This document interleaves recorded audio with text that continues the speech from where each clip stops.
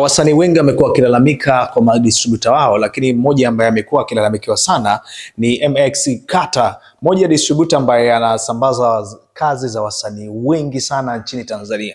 Yani most of musician ambao unawajua wako Tanzania, akina Billnass, Nandy, sijui akina Yami, na wasanii wengine ambao wakubwa unawafahamu.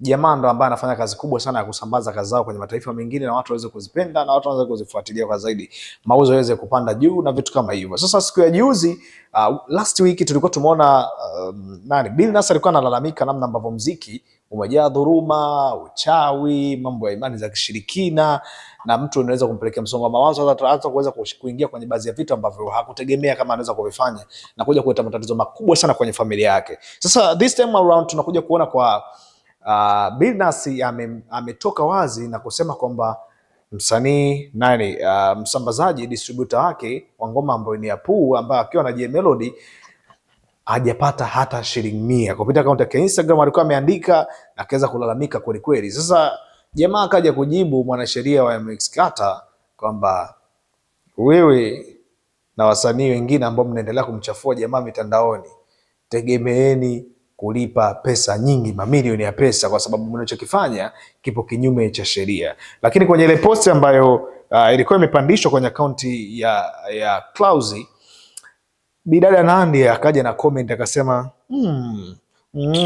ovyo, yani comment fulani hivi kama amekwazika sana, kitu ambacho alichokisema mwanasheria na yeye hajakiafiki, kwa hiyo kama amekinzana fulani.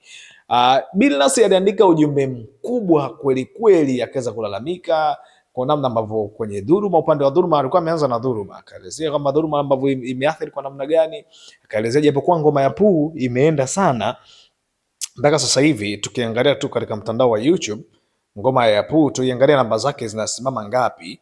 Apuu by Billnass,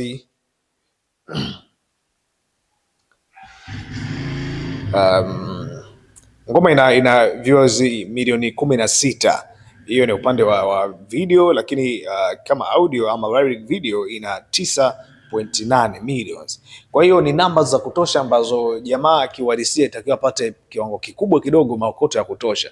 Lakini cha ajabu jamaa anakuambia hajalamba hata shilingi 100 kwenye ngoma. Huku tumeangalia mtandao mmoja tu hapa YouTube. Atujienda katika Audiomack, Boomplay, Spotify na mitandao mingine ambayo ni ya kuuza muziki. Jamaa anakuambia hajalamba hata shilingi 100. Sasa kama huyu ni msanii mkubwa Billnass Tanzania, anatambulika na ni mkongwe mpaka hivi sasa, je, hawa underground wanakuwa kwenye wakati gani? Mimi naamini tukapate kumsikiliza mwanasheria alikuwa na ujumbe gani kuanzia mwanzo mpaka mwisho, na wewe kupitia sehemu ya comment tutaenda kusikiliza pia. Utalipokeaje hiki kitu ambacho anaenda ukisema? Shukrani sana. Ulikuwa na mimi Dr. Mateka, na nyuma ya kamera anaitwa Show Me The Way. Bye bye.